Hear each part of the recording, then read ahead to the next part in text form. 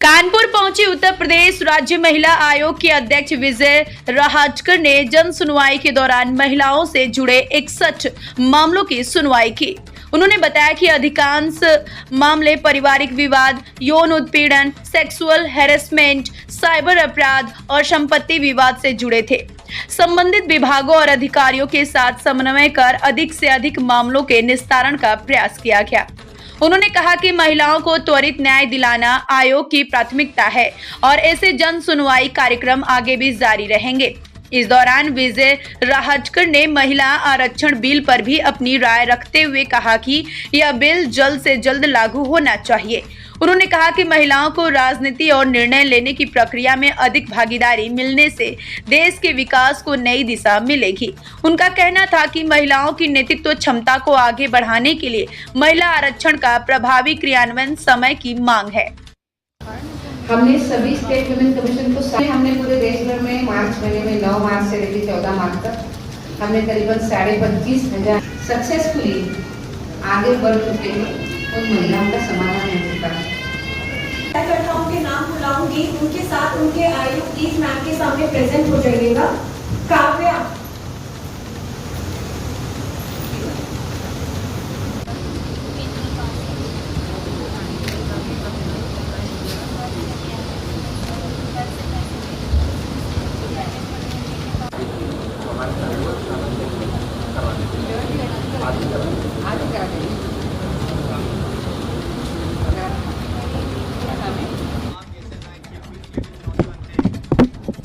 ज़रूर मैंने वो कहा है कि ऐसे केसेस को हमने देखने की ज़रूरत नहीं है।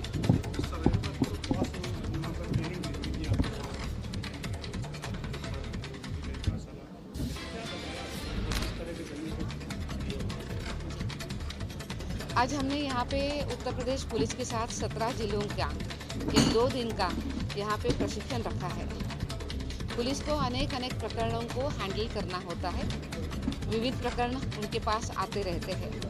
ये सभी प्रकरणों में महिलाओं के मामले में हमें बहुत संवेदनशील रहने की ज़रूरत होती है। उसी के साथ साथ अब बहुत ज़्यादा क्राइम का रूप भी बदल रहा है, तो उस क्राइम को देखते हुए नए तरीके की टेक्नोलॉजी और नॉलेज भी हमें अडॉप्ट करना होता है। ऐसे अनेक विषयों पर आज हमने उनके साथ बात करी है। 2 दिवसीय प्रशिक्षण में इस अनेक विषयों को हम लेकर आएंगे। महिलाओं से संबंधित जो कानून है उसकी बारकाइयाँ, उसकी जो डिटेलिंग है वो तो हम उनको बताएंगे, पर उसी के साथ साथ किस तरीके से महिलाओं को न्याय दे सकते हैं, वो कैसे संवेदनशील रह सकते हैं और नए टेक्नोलॉजी का उपयोग वो किस तरीके से करते हुए हम जल्दी से जल्दी उनको न्याय देने की प्रक्रिया में आगे बढ़ सकते हैं। ऐसे अनेक विषयों पे 2 दिन में बात होने वाली है। उसी के बाद आज हमने जो डिस्ट्रिक्ट एडमिनिस्ट्रेशन है उनके साथ जिले में जो लोकल कमेटी है जो पॉश कानून के अंतर्गत बनी हुई है और उसी के साथ साथ जो इंटरनल कमेटी बनी है उन इंटरनल कमेटी का भी आज हमने यहाँ पे ट्रेनिंग किया है। जिले की हर एक क्षेत्र की हर एक ऑर्गेनाइजेशन की इंटरनल कमेटी स्ट्रांग बने, उस इंटरनल कमेटी का ट्रेनिंग हो जाए और प्रत्यक्ष रूप में उस इंटरनल कमेटी में उनके पास जो कंप्लेंट्स आती है वो कंप्लेंट्स का हेयरिंग अच्छे तरीके से करे। और उसी के साथ साथ हर साल में उन्होंने अपनी जो एनुअल रिपोर्ट है वो एनुअल रिपोर्ट उन्होंने कलेक्टर को, लोकल कंप्लेंट कमेटी को देनी है। इस तरीके से आज हमने उस ट्रेनिंग में बात करी है। मुझे विश्वास है कि महिलाओं को अच्छा वातावरण देने के लिए, कामकाजी महिलाओं को आगे बढ़ाने के लिए ये पॉश कानून बहुत अच्छे तरीके से काम करेगा।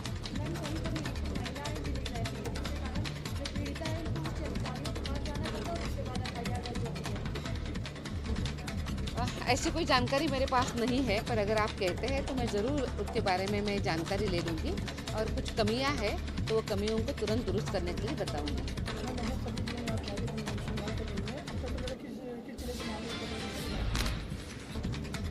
मुझे ऐसा लगता है कि हम कोई कंपैरिजन नहीं करेंगे। उसका कारण है कि हर एक ज़िले का, हर एक प्रदेश के अलग अलग तरीके से कंप्लेंट्स आते रहते हैं, तो हमने उसको सॉल्व करने के लिए हमने सोचना चाहिए। पर एक कॉमन बात मैं ज़रूर बताऊंगी कि कमीशन के पास जो मामले आते हैं ये आधे मामले ये महिलाओं के उत्पीड़न के, परिवार से या आपस के जो झगड़े होते हैं इसके मामले ज़्यादा आते हैं। साइबर क्राइम अभी बहुत ज़्यादा बढ़ रहा है, तो साइबर क्राइम के मामले अभी बहुत ज़्यादा आने शुरू हो गए हैं। महिला आरक्षण बिल को लेकर पिछली बार बिल दिया, लेकिन कहीं ना कहीं अब सरकार के पास लगभग उम्मीद जताई जा रही है कि बहुमत मिला होगा। तो क्या आप महिला हैं, क्या कैसे देखते हैं इस प्रकरण को, और महिला आरक्षण बिल कितना कुछ जरूरी होगा?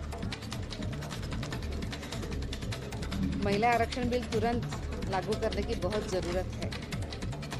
देश की महिलाएं बहुत आशाओं के साथ ये बिल आएगा ये सोच रही है, देख रही है। मैं इतना ही केवल कहूँगी कि हमारे देश की महिलाएं केवल सहभागी करता नहीं है, वो नेतृत्व करता है। और हमने 30 साल से इस बिल का इंतज़ार किया है। अब बहुत जल्दी ये बिल होने का ज़रूरी है और मुझे विश्वास है कि सरकार जल्दी से जल्दी ये बिल अब अच्छे तरीके से पारित करके महिलाओं को न्याय देगी और उनका मुख्य प्रवाह में आते हुए उनको जगह भी बनाएगी।